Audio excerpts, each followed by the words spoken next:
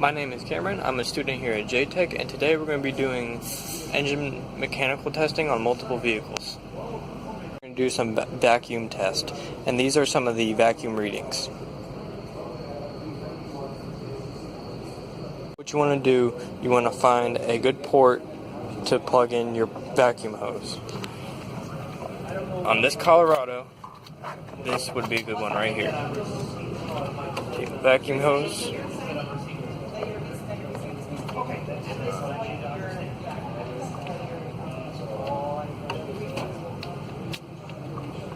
You're good.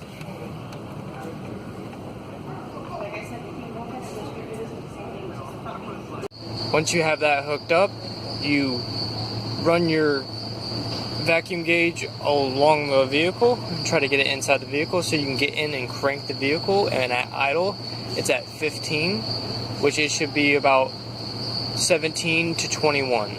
So it's running a little, it's getting up there.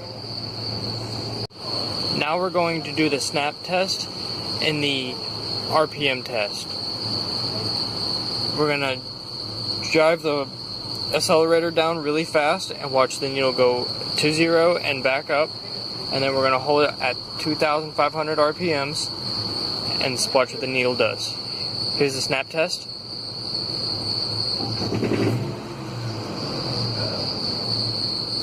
And here's the idle.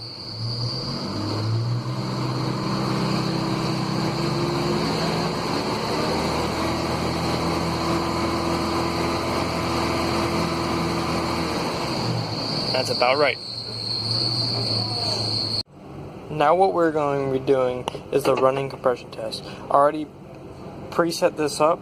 So what you're going to do, you're going to pull one of these coils and set it to an alternate ground, like we did here with a fake spark plug. And then you pull your spark plug,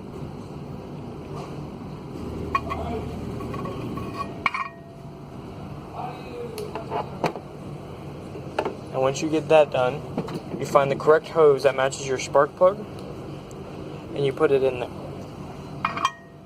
For the compression test, you're going to need this gauge. We already have the hose in there.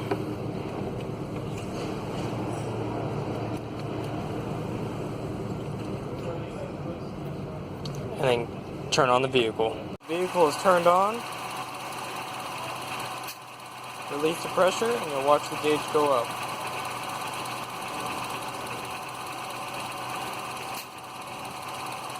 And it's right where it should be.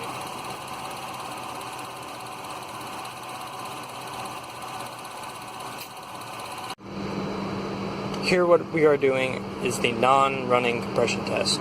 We already pre-pulled out the coils and the spark plugs and have our hose in there hooked up to the gauge.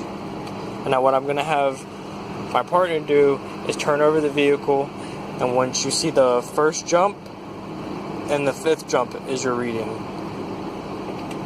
Go ahead.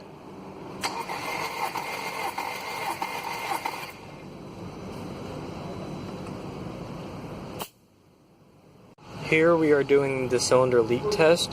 We already have it set up, and we're going to add 80 psi, and it should have about 20% leakage.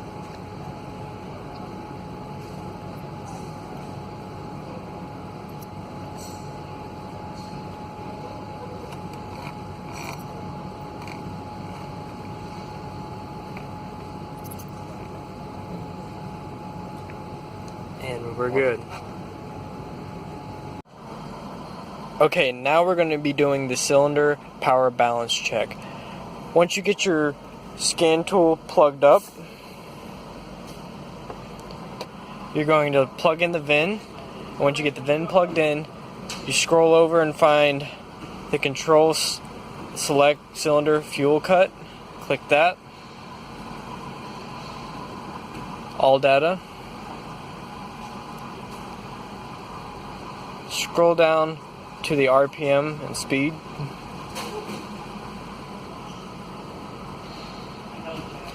Now for this vehicle, it should be idling at about 600 to 700 RPM.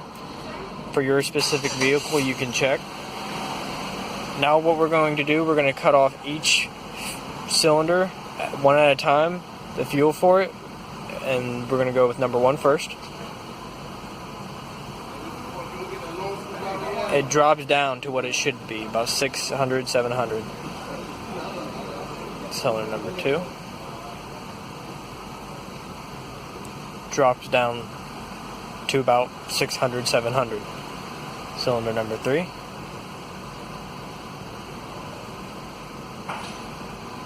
and cylinder number 4. Nothing. There are barely any RPM changes in the cylinder number 4. So that's where we know our problem is.